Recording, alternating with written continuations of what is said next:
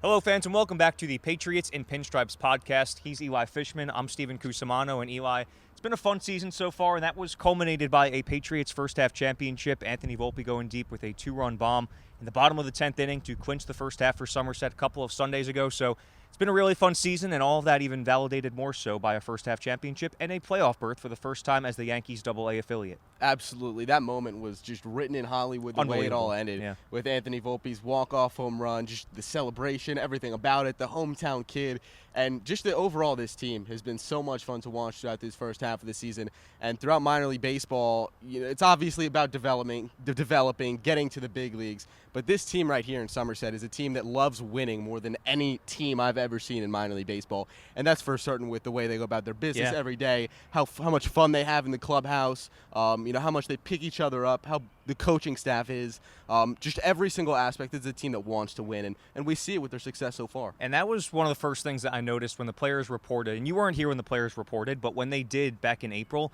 I noticed this was just such a tight-knit group. I've been around some other teams, and this one was just different in the sense that a lot of them played together in Hudson Valley. The coaching staff was all with them in Hudson Valley with Dan Fiorito and company, and they really wanted to win. They came a half game shy of missing out on the playoffs last year, and to see them get rewarded like that at this past Sunday at that game where Anthony Volpe, of all guys, hitting that home run, it was really fun to see. And they truly do care about winning more than most minor league teams do. But I want to pick your brain a little bit more about the pitching we saw in that particular game, just because of Luis Medina. He has just been on fire for the Patriots as of recently. Had a rocky start on the road in Reading, but during the month of June had an ERA over 5 starts that was right around 2. He pitched 6 scoreless innings at one point in that game and kept the game scoreless going into the 7th inning. So he's been really fun to watch this year, and just the progression he has made from day one, where he really didn't get off to his strides, was struggling with his control during April and a little bit into May, but as of really the second half of that first half of the season, so I guess the second quarter of the season, Medina's looked really good. He's someone who's developed from a guy who's a thrower, who has that 100-mile-per-hour fastball, who has that nasty breaking stuff, that just throws it in there and says, can you hit it, yes or no? But recently he's turning more into a pitcher than a thrower, and what he's doing a lot of is working backwards in the count, starting with that changeup, starting with that curveball, and that fastball, the location on it, being able to hit a certain spot, something that he's really improved on, and the command has improved immensely. And I do want to talk about some under-the-radar prospects too, because Medina, everybody knows Medina. He's been a Yankees top 30 guy for the past 5 years running, was in the All-Star Futures game last year. And so as far as under-the-radar guys, I want to start with Sean Boyle, because guy that, again, is not ranked in the top 30 or by most outlets as a top Yankees prospect, but just given the eye test and the results he's put up at certain games this year and how well he has pitched, one of the craftiest pitchers you'll see, mixes in the splitter, the cutter, and all the different secondary pitches. And you look at what he's done this year, and I think a good example was the first game of the homestand versus Bowie. 7 shutout innings. It was the second time in his career he had gone 7 shutout.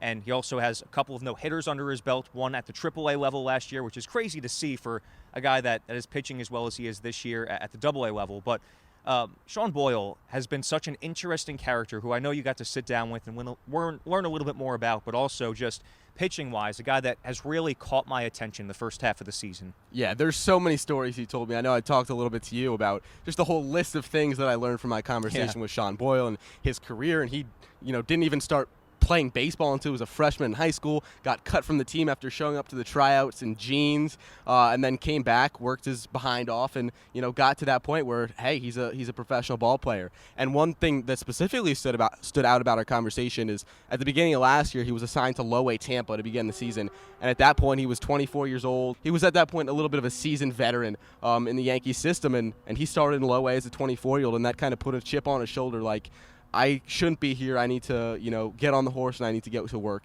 And he definitely did that. And throughout the year, he obviously climbed all the way to AAA, where he threw that no-hitter at one point in the season. But a lot of it is that last year he was kind of a depth guy. He went up to AAA for spot starts. He went here for spot starts. He went back to Tampa for spot starts. And the Yankees kind of viewed him as someone to fill roles and not necessarily a guy who they can see developing into a star. And this season, they put him in the rotation as one of the top guys in Somerset to begin the year, and he's really had that opportunity to show, hey, I'm not just going to fill a role. I'm going to be a guy, and he's been a guy here for sure. And we've looked at the numbers at home. I think it's down to a 1.58 ERA at home. And I know he loves pitching here, specifically a Long Island native, only about an hour away is his house in Long Island, went to school around here, has a lot of friends around here. They all come out. We see a lot of Boyle jerseys right in front of the press box in the stands every time. That definitely fires him up. After the fireworks on July 4th, he had, 25, 30 friends and family. However many people he wants out there. After that gem, that game, right? Yeah, and he's just been so impressive. And the slider-fastball combo, just being able to go back to those every time. He throws the slider 60% of the time, and, guys don't touch it. It works every time, and that's what he's been doing, being able to consistently throw that slider, and that's what's worked for him this year. And very under the radar, Sean Boyle actually ranking top 10 in the Eastern League in strikeouts, and he's gotten the Patriots a lot of depth, a lot of innings pitched under his belt, and has just been that solid guy in the rotation all year long.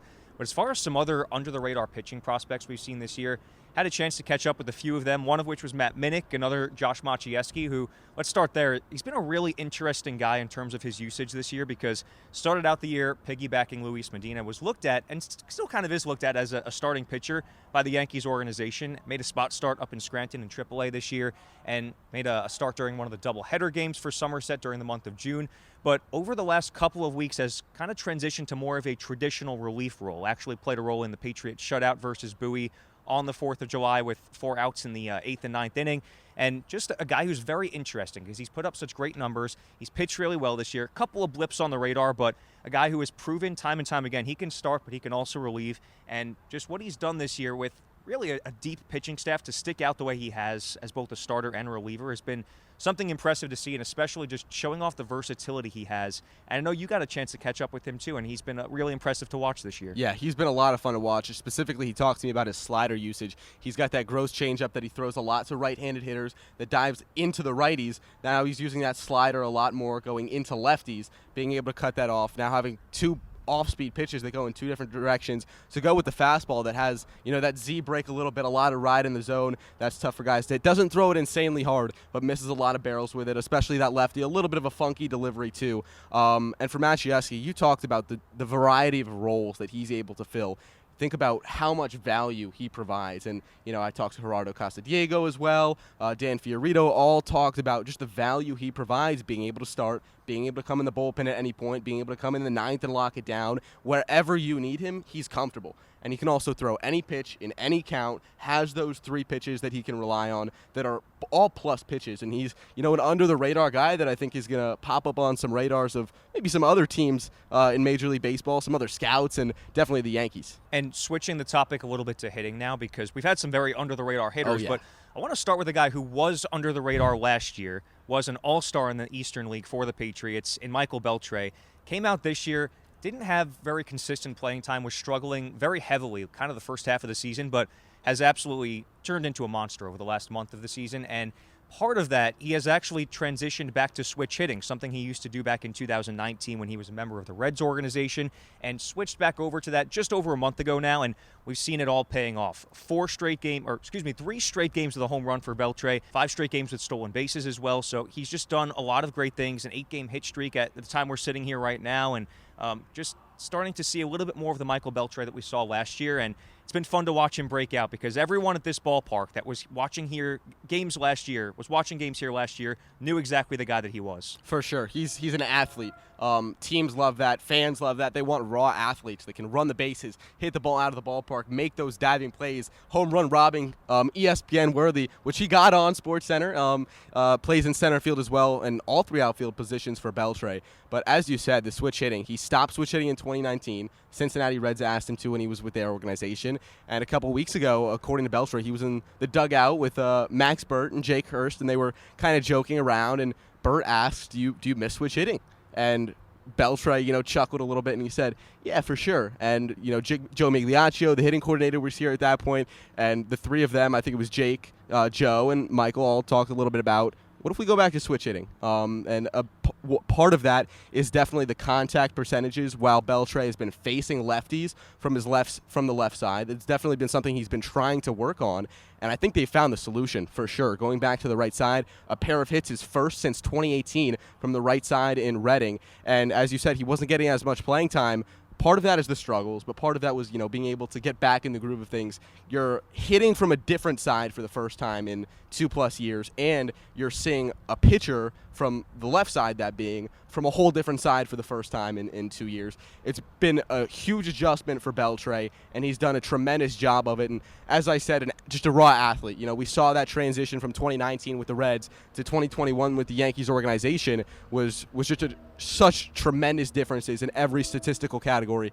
And this year, hitting fly balls at a much higher rate, putting the ball in play at a much higher rate. The numbers are trending upwards, and they're going to continue to do that. And as you said, with the stolen bases, this guy is – what I've said is Michael Beltre is a minor tweak away from being a big league star with the tools that he has. That is a great point. And it's funny we bring up the switch hitting. I remember being in Binghamton, which was the first week we saw him switch hit in a game.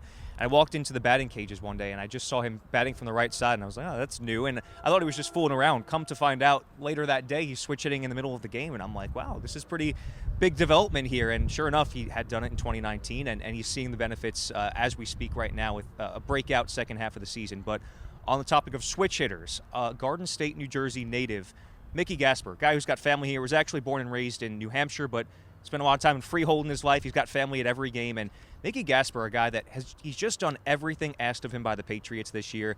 Always puts up a good at-bat, always drawing walks, coming up in big spots, came in as a pinch hitter in the Patriots' first-half clinching game and drew a walk to load the bases, had a 2-home run game, hitting homers from both sides of the plates, and great base runner at times. He's played first, he's played catcher, just one of those guys that's so under the radar. He's never been the guy for any of the teams he's played at in the Yankees minor league system, but he has always contributed. And I think a perfect example is this year in Somerset. He's just had such a consistent year in every facet possible. For sure. We talk about the journey to the big leagues and what you have to do to up your game, to up your value, to get to the next level. And Mickey Gasper exemplifies everything that is that path to the major leagues. What he's doing, he was a catcher. Well, A, improving on his catching skills in professional baseball, and B, just this season, being able to go over to first base, put the time and effort that he has to become an elite first baseman, be a guy that Dan Fiorito can put in the lineup at either first or catcher every single day and know what you're getting out of him. And he's just a grinder, the kind of guy who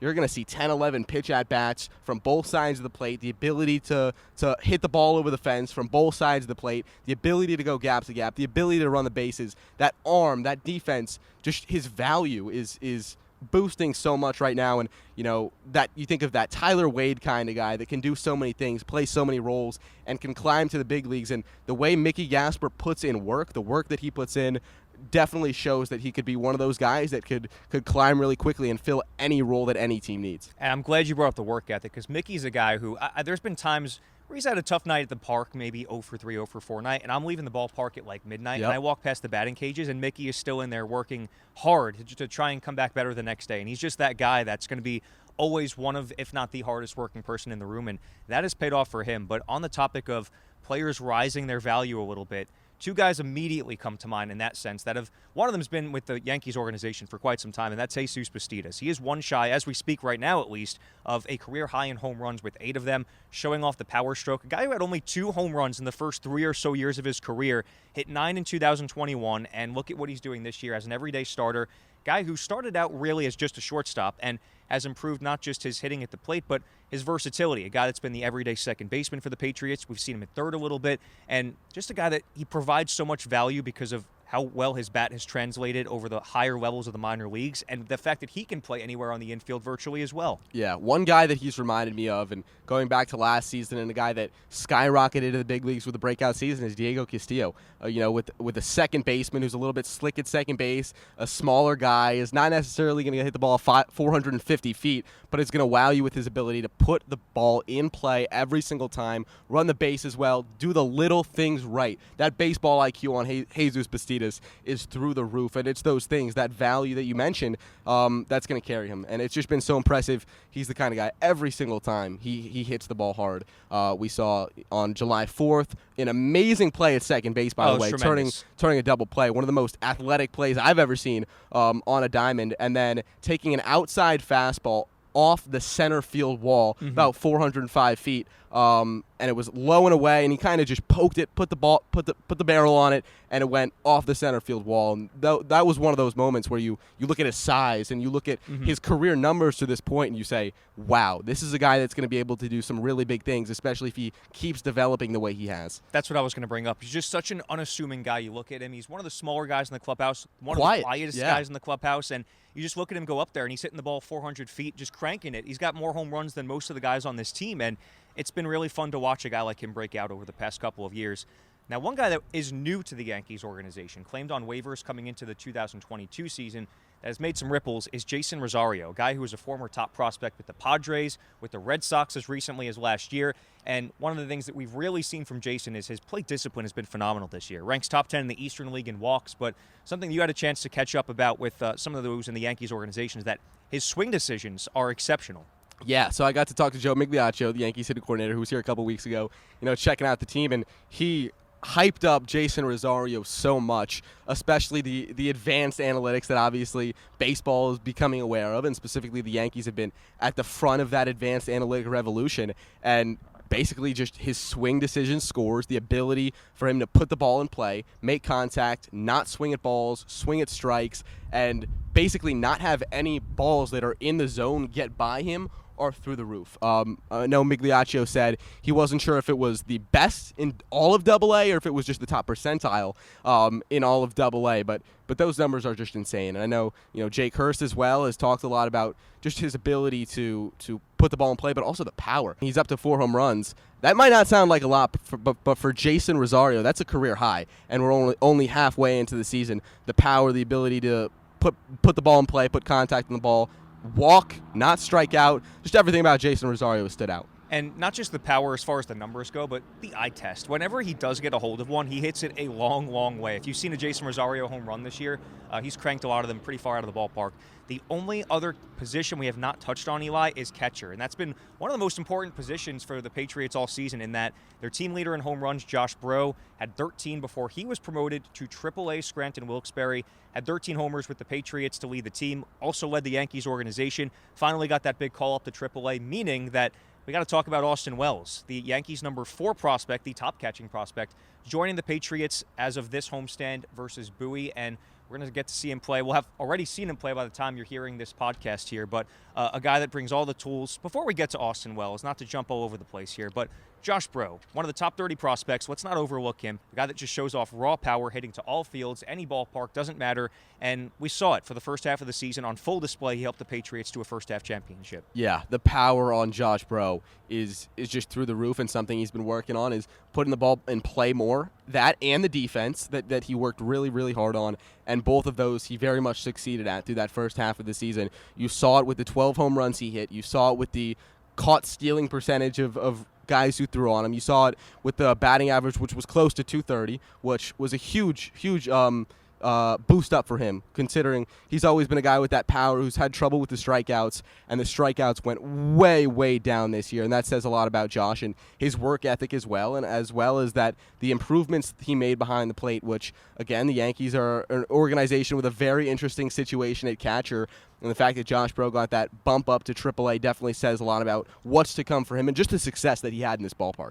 And it's a fun little iron sharpens iron type of thing where you've got Breaux, who is just as good as you just talked about, but also Austin Wells, set to make his AA debut this week after raking at single A, high A this year, last year, a former first-round pick of the Yankees in 2020 out of U of A, and a guy that has all the tools in the world, caught 37% or so of his would-be base stealers at high A this year, and a lot of homers. We've seen the sweet swing of Austin Wells down at the lower levels, and he's going to make the jump to AA, and I am very excited to see how it translates. Yeah, just a beautiful swing, and he's one of those guys you watch where you see his swing, you see the way the ball just blasts off his bat. It sticks out. It just sticks out, and you just look at his swing, and you're like, that's a big leaguer. That's a big league star right there from the left side. Just such a beautiful swing. And then, again, the defensive improvements he made, throughout his career, he's kind of been a guy with a chip on his shoulder. Can he stick at catcher? Can he make the defensive improvements needed? And he's definitely done that. As you said, the caught stealing percentage was insane throughout the first quarter of the season for Hudson Valley. Unfortunately, took a foul ball and then had to go down to Tampa, played a few rehab games there, impressed in the defense there as well, and now coming up here to Somerset, that. And, we talked about Jesus Bastidas a little bit with that baseball IQ and how big that is in a player's development. And Austin Wells is the kind of guy, he backpicks a lot of runners. He'll throw behind runners. He's a leader in the clubhouse. The work ethic and the baseball IQ on Austin Wells is through the roof. And what he's done so far in the Yankees organization with the bat, the improvements he's made with the glove, and that baseball IQ and work ethic I mentioned, he's just going to keep skyrocketing. Absolutely. A guy that brings legitimately everything you would want from a future big leaguer. We're going to hear from him next on this Patriots and Pinstripes podcast, along with one of his close buddies, Anthony Volpe. We're going to hear from both of them next. He's Eli Fishman. I'm Steven Cusumano. We'll be back after this. I'm Miles, and this is what I work for. To be my best for them and for me, in body and in mind. I need a health insurer that helps me get the care I need for both. That has mental health professionals that I can talk to when I need to. Because when I feel strong and secure, so do they. This is my life. And this is how Horizon Blue Cross Blue Shield of New Jersey works for me. Back on the Patriots and Pinstripes podcast, and Eli, we said we were going to hear from some of these guys. Anthony Volpe, Austin Wells, Dan Fiorito, each spoke to the media earlier this week. And first of all, we're going to hear from Anthony Volpe. Yeah, it's definitely a super great honor and one I don't take lightly and super grateful for. I found out a couple weeks ago and was able to tell my parents and help them get some travel arrangements set up. So kind of kept it under wraps, but it was pretty cool when I found out. I went to, I think it was Jeter's last All-Star game. My dad and I went out to Minnesota and we went to the Futures game. We saw, it was when Chris Bryant, Joey Gallo, and Javier Baez was in it. So we got to go to that game, and ever since then I always followed up on it and watched all the games. It's going to be a great opportunity to catch up with a lot of guys that I played with and haven't seen in a couple of years. So I think that's probably what I'm looking forward to the most. For me, there's really been nothing mechanically or anything like that. It's just been sticking to my approach, and the biggest thing was not changing, not trying to switch anything up and working on my swing and stuff like that, because for me, that'd probably make me spiral even more and get in my own head. So it's just been sticking to my approach and just staying confident. Yeah, I don't even really necessarily know many of the numbers or what's gotten better or worse. It's felt good to feel like I'm contributing to the team a lot more and just getting on base, trying to make stuff happen and scoring runs, stuff like that. So for me personally, that's been a lot more fun to contribute in that way. So good stuff from Anthony Volpe talking about being named to the MLB All-Star Futures game, a very well-deserved honor. And one of my favorite things he talked about is something he's been harping on all year, and just that he got off to a slow start this year, but didn't tinker with anything, didn't change his mechanics. He stayed the course all year, stayed very confident, and it all paid off in a big way towards the end of the first half. We talked about it. He was hitting the ball hard. He was running the bases well. He was doing the little things right. It was just the time that he needed to adjust to that double-A pitching, to adjust to those breaking balls on the outside corner, be able to take those the other way, and he's been doing them very well. And going back to the All-Star Futures game, him and Jack Leiter pairing up in that big game. He also talked about being able to go see Derek Jeter back in 2014 and going to the All-Star Futures game that he's been watching it forever. It's going to be really exciting for us to watch on TV. I know that. Yeah, and he said he's excited to play behind his former Del Barton School teammate Jack Leiter at shortstop once again for the first time since high school, and also excited to be reunited with some former teammates of his at Team USA, Corbin Carroll, Pete Crow Armstrong, and then also a couple of former teammates and like a guy like Ken Waldachuk, who was on the Patriots earlier this year, a well-deserved honor for Waldachuk. So it was those three guys who were named to the All-Star Futures games, Volpe, Waldachuk, and Dominguez. But a well-deserved honor for Waldachuk, who we got to see a good look at this year. Yeah, he's just been so much fun to watch at the beginning of this year, going up to Scranton, and his success has been continued. He's got an ERA just over 2 in Scranton right now, knocking on the door of a big league call-up. Been so much fun to watch that funky left-hander, and he was climbing up prospect rankings, and I think he's going to do some big things in the future. I think you can definitely say that. Another guy who falls into the same category is Austin Wells. We talked a little bit about it before. Wells, promoted to the Patriots, the Yankees' top catching prospect, made his debut this week, picked up his first hit with the Patriots on Friday night, and Wells also spoke to the media ahead of his second game with the team. It was after the game on the 4th of July. I was down in Tampa with Rachel, and she brought me into the office and made a joke that I was staying in Tampa for another month, and then break the news that I was coming up here. So I was pumped. I was itching to get back up to wherever I was headed. I'm glad it's here, so I'm just ready to put my head down and start playing. And the energy here, though, is great. Like the fans, hopefully just keep getting better at every level. I know here we get a good showing out, so last night was fun, and the energy in the clubhouse was great. So played with a bunch of these guys before, so it's nice to be up here and be around them again. I'm here to play and play hard every day, and just lead by example. I mean, doing the right things and then holding people accountable, holding myself accountable to the highest level. There's not really like an insertion of like asserting myself as a leader, but it's just doing the right things the right way and making sure everyone else kind of jumps on board and does the same things. I mean, being with this coaching staff, I was with them for half the year last year, so it's great to be back here with them. They all work super hard to make sure that we're prepared for the games and really respect what they do, and I'm happy to be here with this staff and the team in general. Like, we're all really close. The levels doesn't really matter because we stay in contact, and spring training is such a great environment at the Yankee complex that we all get along. We all really get along well, and just coming here, like, super welcoming, and just like everyone's excited for me to be here, and I'm excited to be here. So it's been a great first couple days. I thought that was pretty cool hearing the story about the call-up, getting called into Rachel Balkovic's office in Tampa and playing with him a little bit, and he said he's excited to be here in Somerset. Absolutely. Rejoining a couple of his teammates, a lot of teammates that he's played with the past couple of years in the Yankee system is something he loves. He's actually staying at Anthony Volpe's house, rooming with him, he mentioned, which is a lot of fun. Two guys that are extremely close, and two of the top Yankees prospects on the field together is going to be something really, really fun to watch. Just everything Austin Wells said, especially about the injury, his comeback journey after taking a tough foul ball, going on the injured list, having to go down to Tampa. Do that rehab is never easy, and throughout that whole process he stayed positive and was looking forward to this moment. And he spent the second half of last year in Hudson Valley with the same coaching staff. So Dan Fiorito talked a little bit about not just having the addition of him at the top of the order, but also the leadership he brings to the table, and also talked about some other guys, including Elijah Dunham. Austin just has a great presence about him, and just seeing the way he's been last year in Hudson Valley, I think he's got a great comfort level being around these players, not only in spring training, but playing with a lot of them last year in Hudson Valley. He's somebody who, he holds everybody around him to high expectations. So even if there's new players around him, he's going to be able to, to be a leader and take charge.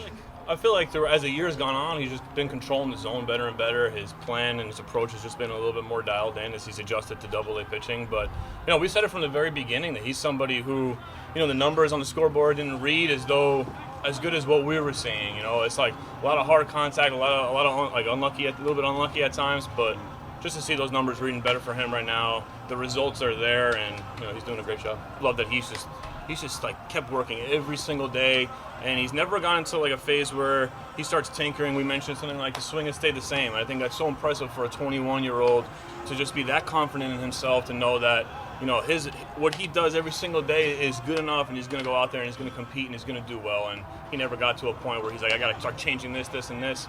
He just keeps going about his business, and we're seeing the results now. I think that's like the old question, right? It's like, is it development or is it winning? But for me, it's like it goes hand in hand. If we develop and guys are getting better every single day, we're going to win baseball games. So that's our goal here. That's what we're striving for. And fortunately, in the first half, we were able to play with some really good baseball. We've had some amazingly talented players out there. Fortunately, the coolest thing for us is to be able to promote a lot of them to AAA and see them take one step closer in their path to the big leagues. That's been great, but winning is important. We're part of the New York Yankees. It's an expectation. It really is, and that's something that we expect of these guys, especially with how talented that group is. I said from day one, this is a special group, and we were able to see them go out there and play their best baseball. And to be honest, the environment is so much more fun when you win.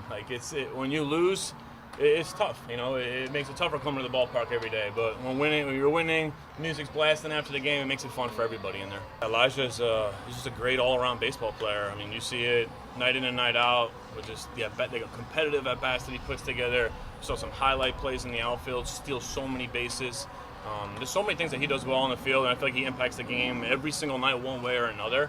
And he's a relentless competitor. He's somebody that's not going to be outworked, and he's just one of those guys that every manager really wants to have on their team. Yeah, I feel like every day we come here and we try and have fun. And I think when you go out there and have fun, it helps you just compete, be loose, and helps you win ball games. Question prior was pressure on ourselves. The way you say, pressure's a privilege, right? To be in the week we had last week playing against Hartford, or a couple weeks ago playing against Hartford, where it was meaningful baseball games, those guys deserved that opportunity to go out there and have a blast. The inning was incredible, so I was really happy for them, but they worked to put themselves in that situation. Good stuff from Theo all around. I think one of my favorite quotes there was he talked about, yeah, we won the first half, but these guys want to win every day. It's something that runs in the Yankee blood. It runs in the culture. It doesn't matter that they won the first half. They want to win the second half too, and that was something that even Austin Wells talked about. I think that says a lot about this team, and look at this week. They've won 3 of the first 4 games versus Bowie. It says a lot about not just the team, but the organization as a whole, in my opinion. The way they all talked about it, and Theo said that Yankee way is winning every single game. And yes, you want to develop these guys, and it's such, a weird path to the big leagues. You want to make it there, but you also want to win. And as he said, if you develop, if you do the little things right, the winning will come with that. And this is a team that does the little things right, has fun in the clubhouse, plays the game hard, and the winning has come with it for sure so far. Absolutely. It's been a fun week here in Somerset. It's going to continue to be a fun season here with the Patriots, and it was great hearing from the stars of the team, Anthony Volpe, Austin Wells, Dan Fiorito. We thank them very much for their time. And for Eli Fishman, I'm Stephen Cusumano. On this edition of the Patriots and Pinstripes Podcast, we thank you very much for listening. Make sure to follow along on social media at SOM Patriots, at Somerset Patriots. Leave us a like, review, everything in between. Thank you for tuning in, and we'll see you next week.